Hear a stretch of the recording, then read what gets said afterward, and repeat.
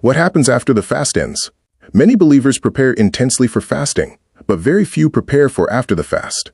And yet, this is the moment that determines whether your fast produces lasting fruit or becomes just another spiritual experience. If you've just finished a 21-day, 40-day, or extended fast, or you're about to, this teaching is for you.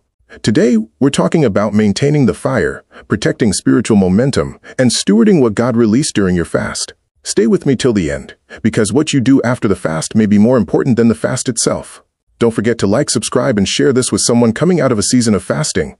After an extended fast, one of the first things you'll notice is heightened spiritual sensitivity. Your spirit feels more alert, prayer feels easier, worship feels deeper, conviction feels sharper. Scripture tells us in Luke chapter 4 verse 14 that Jesus returned in the power of the Spirit after his 40-day fast. The fast didn't weaken him, it refined him. But here's the key. Spiritual sensitivity is fragile if it's not guarded. Right after a fast, many people rush back into noise, entertainment, endless scrolling, old routines, unguarded conversations, and without realizing it, they dull the very sensitivity God just sharpened. The fast tuned your spiritual hearing. Don't immediately turn the volume of the world back up. This is a season to move slower, listen more, pray with intention, stay aware of God's nudges. The fast opened your spiritual eyes. Now protect what you can see.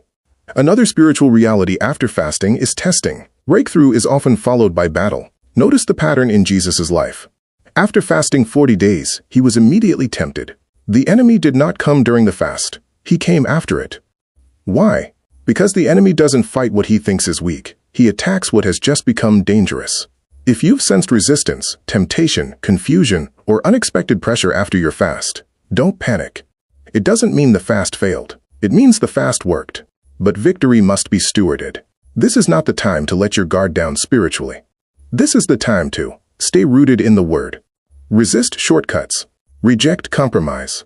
Stand on what God already said. Remember, Jesus didn't win by fasting alone. He won by standing on Scripture.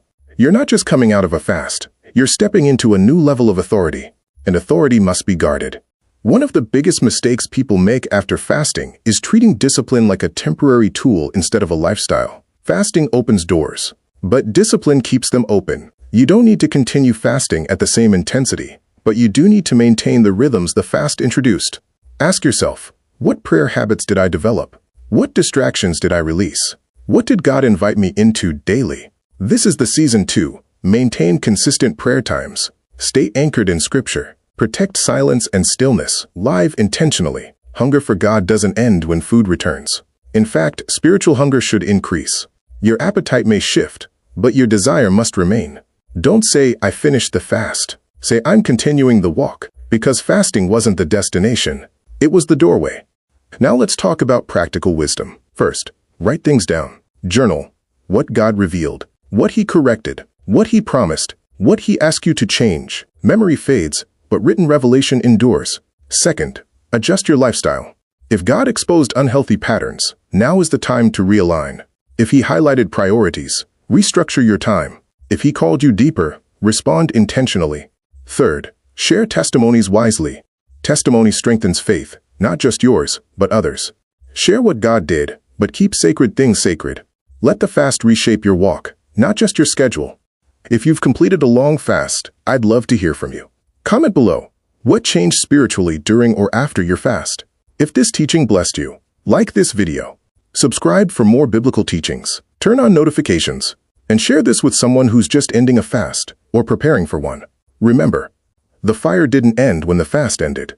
Now it's your responsibility to keep it burning. God bless you.